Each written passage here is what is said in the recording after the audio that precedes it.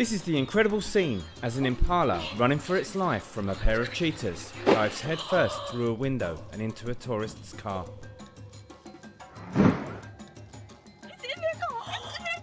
A group of South African girls have been enjoying a day at the Kruger National Park when they witnessed the amazing scene.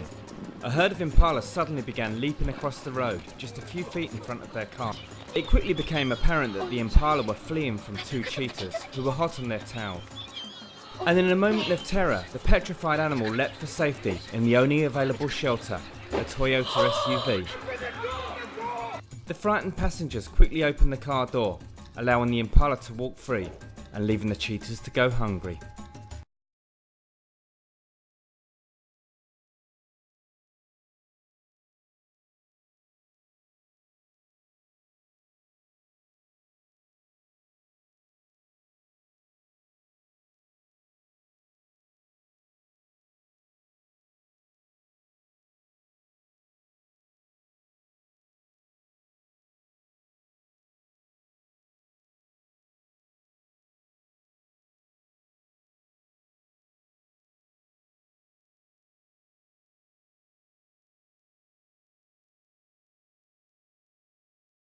Using time-lapse to actually start documenting some of these processes.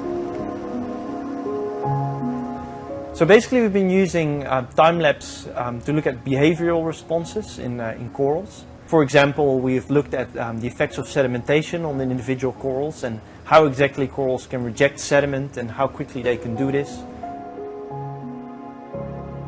Something else that we've been looking at is locomotion in free-living corals, so corals that are not attached to the substrate. And so how exactly corals can move about on the seabed. You basically only get one chance to do it right. Anyone remotely familiar with photography knows that you try to get as many shots as you can, and then later on the computer you can decide which has the best exposure, etc. But with the time-lapse videos, once you decide on the composition and a shot, that's basically what it is. You literally see two corals attacking each other. And so corals do this in a competition for space. The space is very limited on coral reefs. So the coral on the left, you can actually see that it's flashing its tentacles at the other corals, trying to sting it. Then the coral on the right, so it's basically expelling its guts onto the other coral, and it's actually starting to digest the coral on the left. You can actually see how the fungate corals turn upside down, is moving slowly over the sandbed while being upside down, and then inflates itself to flip itself back over.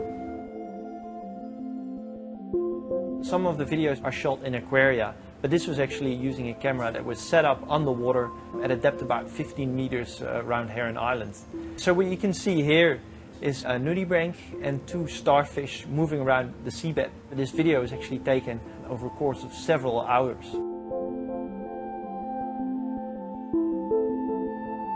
This is filmed in the early morning, where you see the organ-piped coral opening its polyps, and you see the feather-like tentacles basically opening up like flowers.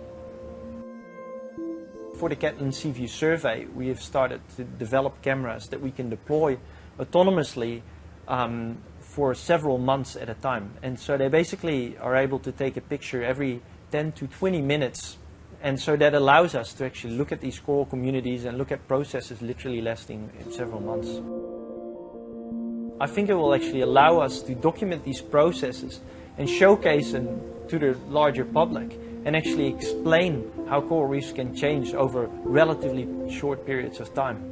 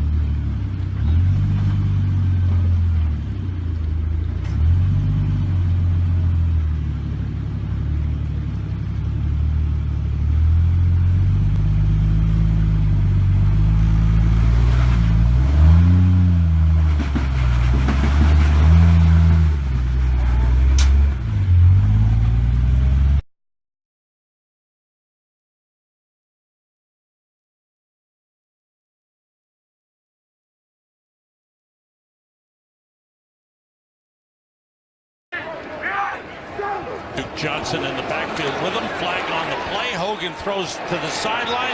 The ball caught. Was he inbounds? Kason Williams, they said it's a catch. Todd Bowles. And they're 1 foot down, and then the arm from the Jets 21. Two tight ends in the game. The play fake. Hogan steps up, throws wide open. Oh, what a catch by David Njoku for a touchdown! He is right here. Watch, he's man-to-man on Jamal Adams, and he just gets physical at the top of his route. But the throw is just perfect over the top, and the catch, oh my goodness. That was beautiful. We know this guy is an athlete, a 7-foot high jumper, and